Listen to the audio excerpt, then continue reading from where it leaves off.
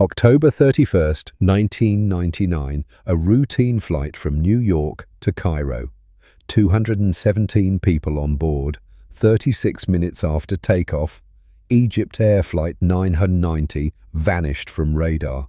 What began as an ordinary overnight journey quickly became one of the most mysterious and controversial disasters in aviation history. The aircraft, a Boeing 767, plunged 33,000 feet into the Atlantic Ocean, just 60 miles off the coast of Nantucket, Massachusetts. No survivors, no distress call, just silence. At the controls that night, Captain Ahmed El-Habashi and First Officer Gameel Al-Batouti. When investigators recovered the flight recorders, they discovered something chilling.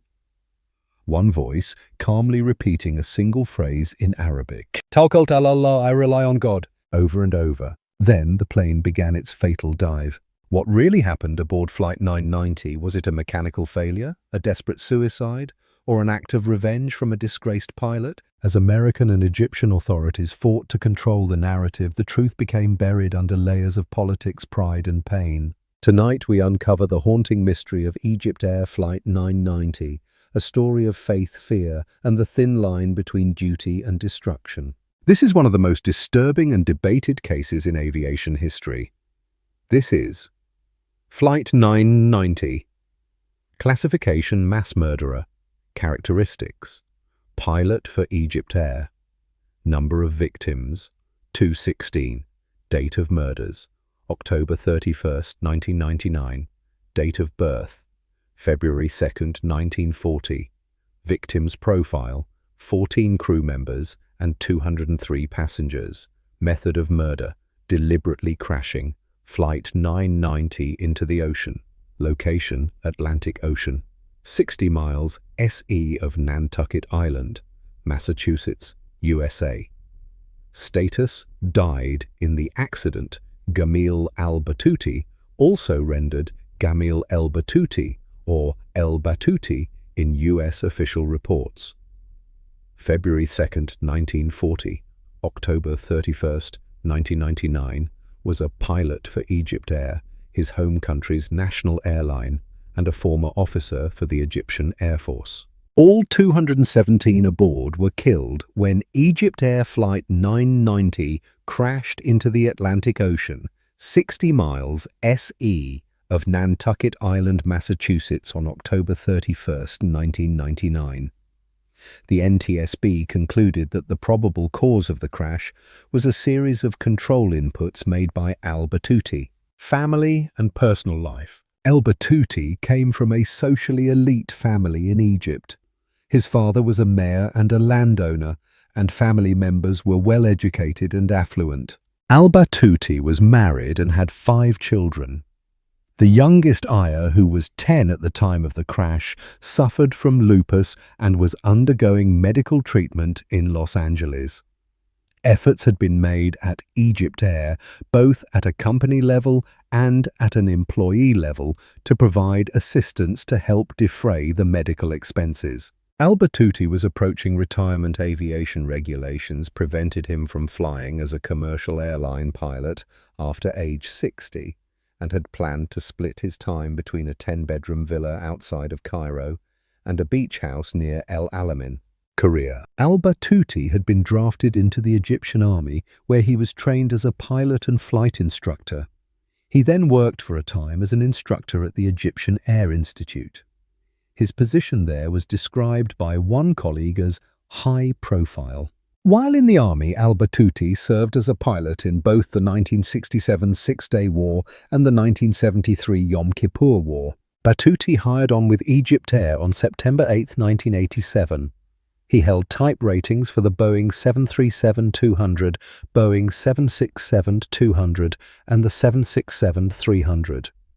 At the time of the crash, he had logged 12,538 hours of flight time, with 5,755 as pilot in command and 5,191 in the 767.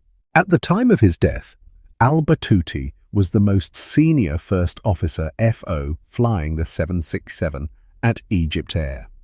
He was not promoted to captain because he declined to sit for the exam for his air transport pilot ATP rating. The ATP study materials and exam are conducted in English, the international language of aviation, and Al-Batouti did not have sufficient English proficiency. Once he reached 55, the possibility of promotion was further hindered by EgyptAir policy, which prevented promotions after that age. According to statements made by his colleagues to the NTSB during the Flight 990 investigation, he did not want to be promoted because as senior FO he could get his preferred flight schedules, which assisted in his family situation. Despite not being promoted to captain, he was often referred to by that title because of his previous experience at the EgyptAir Institute. Flight 990. Batouti was the co-pilot that the National Transportation Safety Board, NTSB, suspected of deliberately crashing Flight 990 into the ocean, an assertion denied by Egyptian authorities. According to the NTSB, Batouti seized the plane's controls and turned off the autopilot after the captain left the cockpit. He then led the plane into a dive, continually repeating, "I rely on God." The pilot then came back into the cockpit, tried to stop the dive, but could not prevent the plane from crashing into the ocean. Some investigators learned that he was supposedly reprimanded for inappropriate behavior with female guests at the Hotel Pennsylvania, a New York City hotel often used by EgyptAir crews. Hatem Roshdi, an EgyptAir official said to be responsible for the alleged reprimand, was a passenger on Flight 990. The details of the reprimand included the removal of Gameel Al-Batouti's privilege of flying any flight to the United States, and that Flight 990 would be his last. There was Western media speculation that Batouti may have been a terrorist. His family and friends indicated that he had no strong political beliefs. The Egyptian Civil Aviation Authority disputes the cause of the crash, blaming technical problems rather than any action of Al-Batouti. EgyptAir Flight 990 MSR 990 was a regularly scheduled Los Angeles-New York-Cairo flight. On October 31, 1999, at around 1:50 a.m., EST Flight 990 dived into the Atlantic Ocean about 60 miles south of Nantucket Island, Massachusetts, in international waters, killing all 217 people on board. The flight route designation for New York to Cairo is now Flight 986 as a Boeing 777-200ER. Flight details. Flight 990 was being flown in a Boeing 767-366ER aircraft, with the registration SU Gap named Thutmose III, after a pharaoh from the 18th dynasty. The flight was carrying 14 crew members and 203 passengers from 7 countries: Canada, Egypt, Germany, Sudan, Syria, United States, and Zimbabwe. Included in the passenger manifest were over 30 Egyptian military officers. Among them were 2 brigadier generals, a colonel major, and 4 other Air Force officers. Newspapers in Cairo were prevented by censors from reporting the officers' presence on the flight. Flight 990 was crewed by 14 people, 10 flight attendants and 4 flight crew members. Because of the scheduled flight time, the flight required 2 complete flight crews, each consisting of 1 captain and 1 first officer. EgyptAir designated 1 crew as the active crew and the other as the cruise crew, sometimes also referred to as the relief crew. It was customary for the active crew to make the takeoff and fly the first 4 to 5 hours of the flight. The cruise crew then assumed control of the aircraft until about 1 to 2 hours prior to landing, at which point the active crew returned to the cockpit and assumed control of the airplane. EgyptAir designated the captain of the active crew as the pilot in command or the commander of the flight. The active crew consisted of Captain Mahmoud El-Habashi and First Officer Adel Anwar, and the cruise crew were Captain Amal El-Sayed and First Officer Gameel Al-Batouti. The NTSB reports use the spelling El-Batouti. ATC tracking. U.S. air traffic controllers provide transatlantic flight control operations as a part of the New York Center, referred to in radio conversations simply as Center and abbreviated in the reports as ZNY. The airspace is divided into areas, and Area F was the section that oversaw the airspace through which Flight 990 was flying. Transatlantic commercial air traffic travels via a system of routes called North Atlantic tracks, and Flight 990 was the only aircraft at the time assigned to fly North Atlantic Track Zulu. There are also a number of military operations areas over the Atlantic called warning areas, which are also monitored by New York Center, but records show that these were inactive the night of the accident. Interaction between ZNY and Flight 990 was completely routine. After takeoff, Flight 990 was handled by 3 different controllers as it climbed up in stages to its assigned cruising altitude. The aircraft, like all commercial airliners, was equipped with a Mode C transponder, which automatically reported the plane's altitude when queried by the ATC radar. At 1:44, the transponder indicated that Flight 990 had leveled off at FL 330. 3 minutes later, the controller requested that Flight 990 switch communications radio frequencies for better reception. A pilot on Flight 990 acknowledged on the new frequency. This was the last transmission received from Flight 990. The records of the radar returns then indicate a sharp descent. 0649-53Z FL 3229, 065050 FL 315, 65D17Z FL 24, 65D29Z FL 183. This was the last altitude report received by ATC. In a span of 36 seconds, the plane dropped 14,600 feet, nearly 3 miles. Several subsequent primary returns, simple radar reflections without the encoded Mode C altitude information, were received by ATC, the last being at 065205. At 0654, the ATC controller tried notifying Flight 990 that radar contact had been lost, but received no reply. 2 minutes later, the controller contacted ARINC to determine if Flight 990 had switched to an oceanic frequency too early. ARINC attempted to contact Flight 990 on Tawkalt, also with no response. The controller then contacted a nearby aircraft, Lufthansa Flight 499, asking it to see if it could raise Flight 990. The German carrier responded that it had no radio contact and was not receiving any ELT signals. Air France Flight 439 was asked to overfly the last known position of Flight 990, but reported nothing out of the ordinary. Center also provided coordinates of Flight 990's last known position to Coast Guard rescue aircraft. Included in the passenger manifest were over 30 Egyptian military officers, among them being 2 brigadier generals, a colonel, a major, and 4 Air Force officers. Newspapers in Cairo were prevented by censors from reporting the officers' presence on the flight. Crash. Flight data showed that the flight controls were used to move the elevators in order to initiate and sustain the steep dive. The flight deviated from its assigned altitude of 33,000 feet FL 330 and dove to 16,000 feet over 44 seconds, then climbed to 24,000 and began a final dive, hitting the Atlantic Ocean about 2.5 minutes after leaving FL 330. Radar and radio contact was lost 30 minutes after the aircraft departed JFK Airport in New York on its flight to Cairo. The cockpit voice recorder recorded the first officer repeating, "I rely on God," 11 times, while the captain asked repeatedly, "What is this?" during the dive.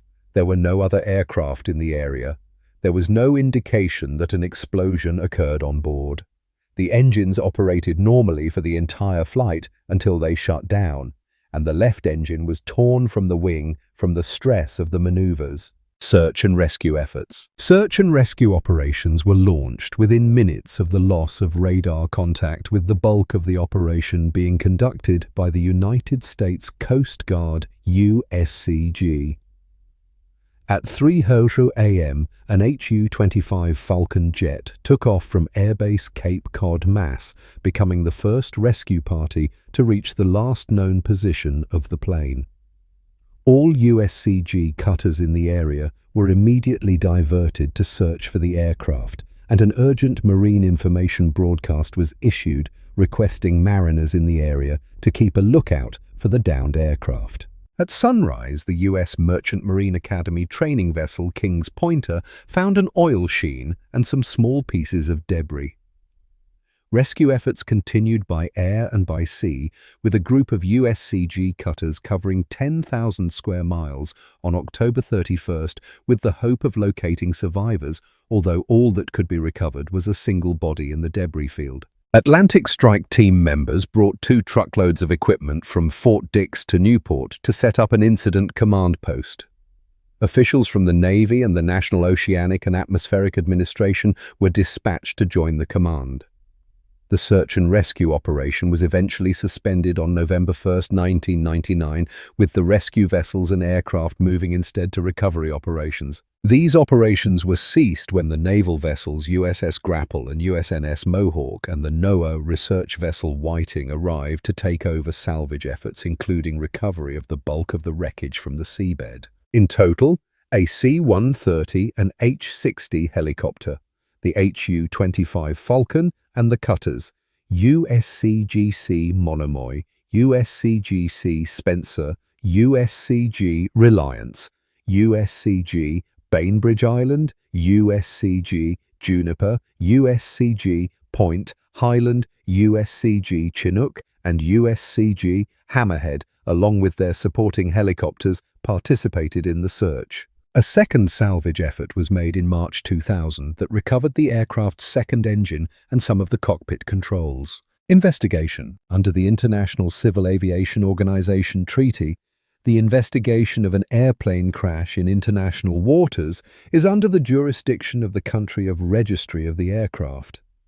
At the request of the Egyptian government, the U.S. National Transportation Safety Board, NTSB, took the lead in this investigation, with the Egyptian Civil Aviation Authority, ECAA, participating.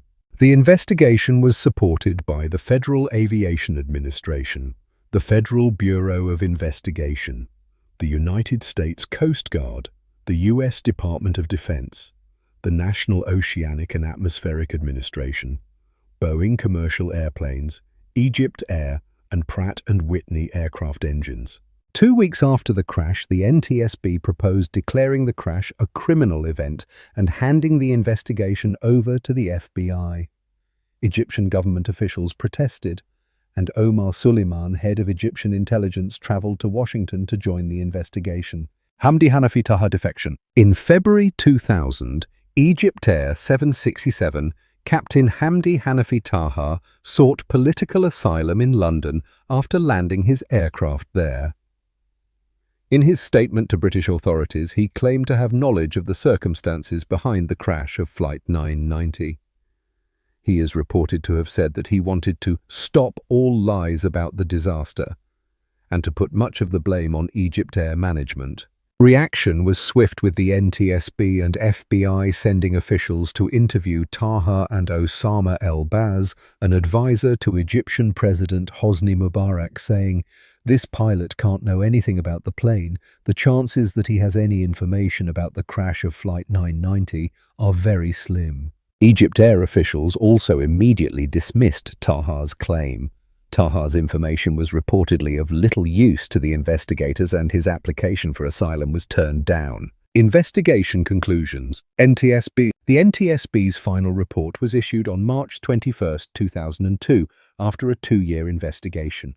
Their conclusion was: the National Transportation Safety Board determines that the probable cause of the EgyptAir Flight 990 accident is the airplane's departure from normal cruise flight and subsequent impact with the Atlantic Ocean as a result of the relief first officer's flight control inputs. The reason for the relief First Officer's actions was not determined. ECA. The ECAA's final report, based largely on the NTSB's, came to distinctly different conclusions. 1. The relief. First Officer RFO did not deliberately dive the airplane into the ocean. Nowhere in the 1665 pages of the NTSB's docket or in the 18 months of investigative effort is there any evidence to support the so-called deliberate act theory. In fact, the record contains specific evidence refuting such a theory, including an expert evaluation by Dr. Adel Fouad, a highly experienced psychiatrist. 2. There is evidence pointing to a mechanical defect in the elevator control system of the accident. The best evidence of this is the shearing of certain rivets in 2 of the right elevator bell cranks and the shearing of an internal pin in a power control actuator PCA that was attached to the right elevator. Although this evidence, combined with certain data from the flight data recorder FDR, points to a mechanical cause for the accident reaching a definitive conclusion, at this point is not possible because of the complexity of the elevator system, the lack of reliable data from Boeing, and the limitations of the simulation and ground tests conducted after the accident. Additional evidence of relevant Boeing 767 elevator malfunctions in incidents involving Aero Mexico, February 2000, Gulf Air, and American Airlines, March 2001. There were also 2 incidents on a United Airlines airplane in 1994 and 1996. 3. Investigators cannot rule out the possibility that the RFO may have taken emergency action to avoid a collision with an unknown object. Although plausible, this theory cannot be tested because the United States has refused to release certain radar calibration and test data that are necessary to evaluate various unidentified radar returns in the vicinity of Flight 990. Investigation criticism. The investigation and its results drew criticism from the Egyptian government, which advanced several alternative theories about mechanical malfunction of the aircraft. In Western countries, the Egyptian rejection of the NTSB report was attributed to a strong Egyptian cultural aversion to suicide. The theories proposed by Egyptian authorities were tested by the NTSB and none were found to match the facts. For example, an elevator assembly hardover in which the elevator in a fully extended position sticks because the hinge catches on the tail frame proposed by the Egyptians was discounted because the flight recorder data showed the elevator was in a split condition. In this state, one side of the elevator is up and the other down.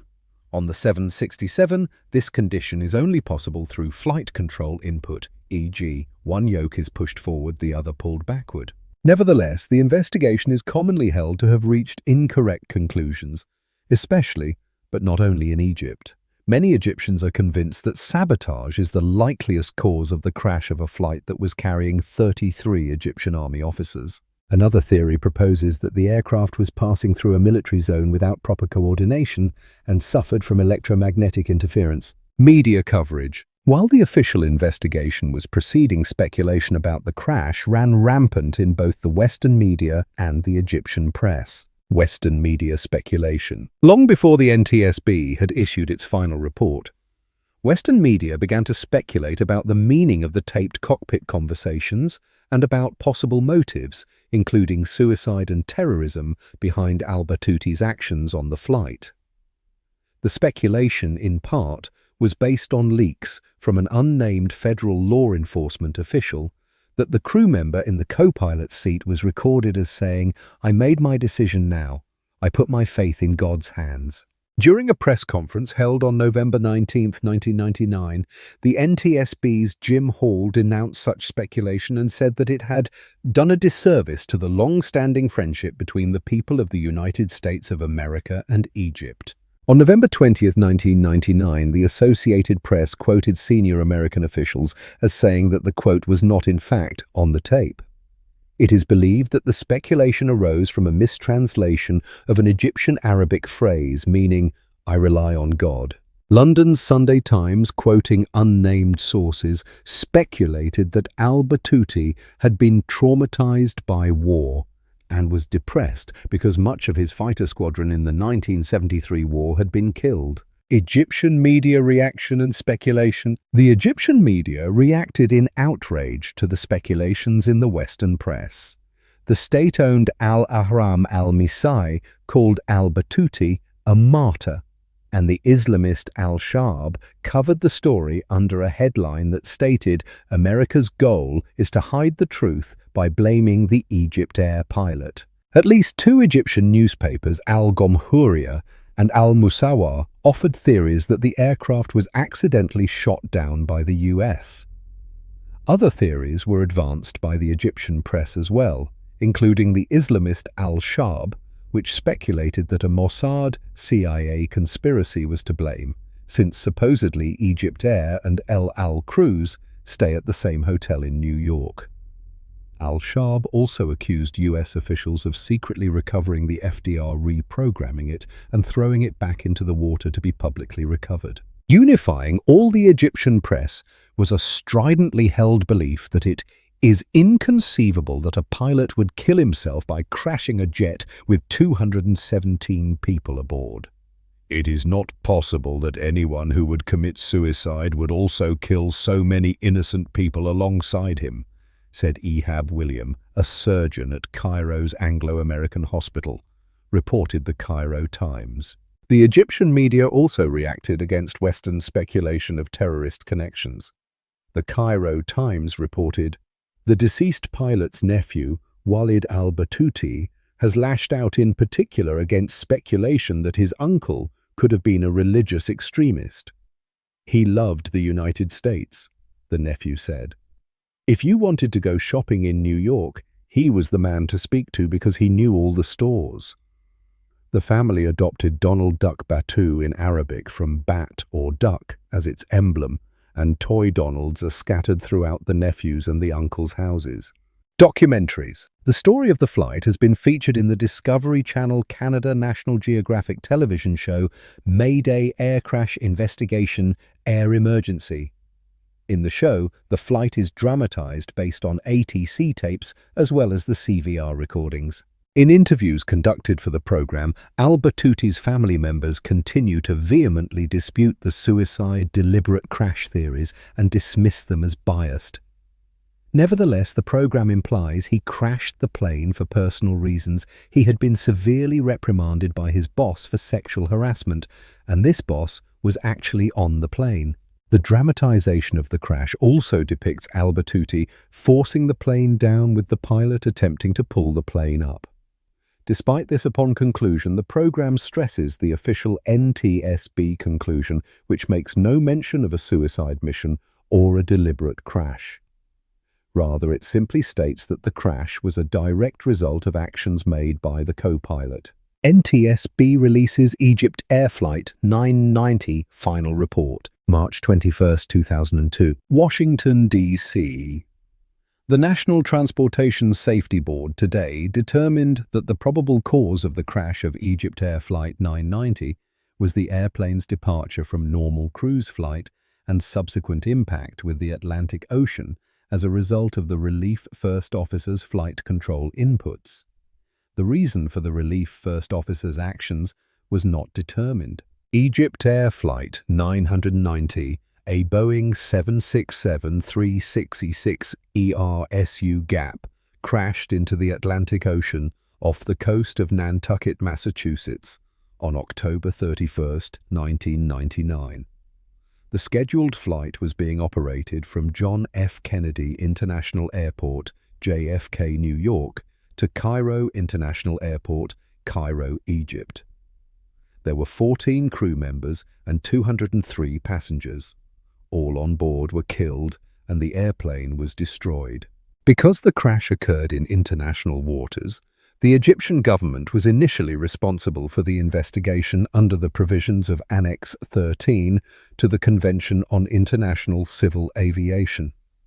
However, the Egyptian government delegated the conduct of the investigation to the NTSB under the provisions of Annex 13. The investigation into the cause of the crash has been quite extensive and has involved months of testing and research, during which investigators evaluated various scenarios to determine the circumstances leading up to the crash. 217 lives lost, one of them possibly responsible for them all.